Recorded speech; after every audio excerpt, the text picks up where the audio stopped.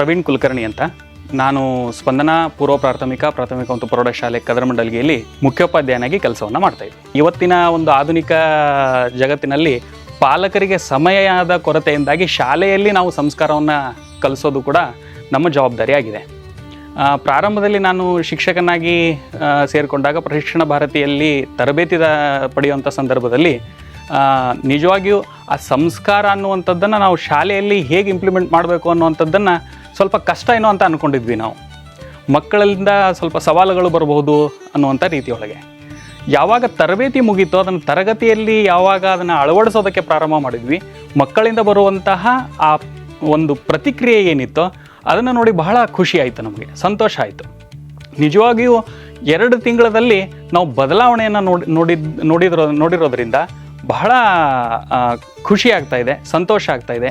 ಪಾಲಕರು ಕೂಡ ಇದರಲ್ಲಿ ಮೆಚ್ಚುಗೆಯನ್ನು ವ್ಯಕ್ತಪಡಿಸಿ ನಮ್ಮ ಶಾಲೆಯ ಬಗ್ಗೆ ಆಗಿರ್ಬೋದು, ಪ್ರಶಿಕ್ಷಣ ಭಾರತಿಯ ಬಗ್ಗೆ ಆಗಿರ್ಬೋದು ಹೆಮ್ಮೆಯನ್ನು ವ್ಯಕ್ತಪಡಿಸ್ತಾ ಇದ್ದಾರೆ ಸರ್. ನಿಜವಾಗಿಯೂ ಈ ಪ್ರಶಿಕ್ಷಣ ಭಾರತಿಯ ಪಂಚಮುಖಿ ಶಿಕ್ಷಣದ ಕುರಿತು ನಾವು ಸಂಪನ್ಮೂಲ ವ್ಯಕ್ತಿಗಳಾಗಿ ಹೋದಾಗ ಶಿಕ್ಷಕರು ತೋರಿಸುವಂಥ ಆಸಕ್ತಿ ಬಹಳ ಅತ್ಯದ್ಭುತವಾಗಿದೆ.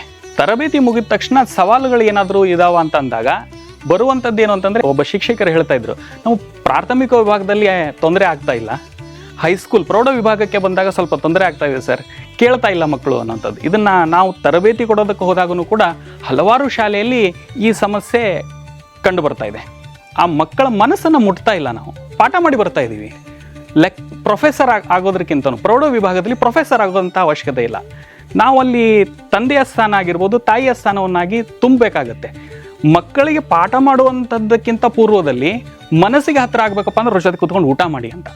ಅವಾಗ ಅವ್ರು ನಿಮ್ಮ ಜೊತೆಗೆ ಆ ಭಯ ಹೋಗುತ್ತೆ, ಮುಕ್ತವಾಗಿ ಮಾತನಾಡ್ತಾರೆ, ಭಾವನಾತ್ಮಕವಾಗಿ ನಿಮ್ಮ ಜೊತೆಗೆ ಸಂಪರ್ಕಕ್ಕೆ ಬರ್ತಾರೆ. ಅದನ್ನು ಇಂಪ್ಲಿಮೆಂಟ್ ಮಾಡಿಕೊಡ್ರಿ. ಯಾಕಂದರೆ ಇದು ನಾವು ನಮ್ಮ ಶಾಲೆಯಲ್ಲಿ ನಾನು ಕಂಡುಕೊಂಡಿದ್ದೆ. ನಮ್ಮ ಶಾಲೆಯಲ್ಲಿ ಮೊದಲು ನಾವು ಅದೇನೇ ಮಾಡ್ತಾ ಇದ್ವಿ, ಎಲ್ಲರೂ ಸ್ಟಾಫ್ ರೂಮಲ್ಲಿ ಕೂತ್ಕೊಂಡು ಊಟ ಮಾಡ್ತಾಯಿದ್ವಿ ಒಟ್ಟಿಗೆ. ಅಲ್ಲಿ ನಮ್ಮಲ್ಲಿ ಅನ್ಯೋನ್ಯತೆ ಇತ್ತು.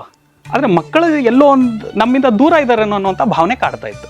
ನಾವು ಮಕ್ಕಳ ಜೊತೆಗೆ ತರಗತಿ ಶಿಕ್ಷಕರಾದಂಥವ್ರು ಯಾವಾಗ ಮಧ್ಯಾಹ್ನ ಅವ್ರ ಜೊತೆ ಕೂತ್ಕೊಂಡು ಊಟ ಮಾಡ್ತಾ ಇದ್ದೀವೋ ಅಲ್ಲಿ ನಿಜವಾಗಿಯೂ ಕೂಡ ಹತ್ತಿರ ಆದರು ಮಕ್ಕಳು. ತಮ್ಮಲ್ಲಿರುವಂತಹ ಸಮಸ್ಯೆಗಳನ್ನು ಹೇಳ್ತಾ ಬಂದರು, ಏನು ತೊಂದರೆ ಆಗ್ತಾ ಇದೆ ಅಂತ ಹೇಳ್ತಾ ಬಂದರು, ಮುಕ್ತವಾಗಿ ಮಾತನಾಡ್ತಾ ಬಂದರು. ಇದನ್ನು ಸಂಪನ್ಮೂಲ ವ್ಯಕ್ತಿಯಾಗಿ ನಾನು ಮತ್ತೊಂದು ಶಾಲೆಗೂ ಕೂಡ ಅದನ್ನು ಇಂಪ್ಲಿಮೆಂಟ್ ಮಾಡ್ಕೊಳ್ಳಿ ಅಂತ ಹೇಳಿದಾಗ ಅಲ್ಲಿಂದ ಒಳ್ಳೆಯ ಪ್ರತಿಫಲ ಬಂದಿದೆ ಸರ್.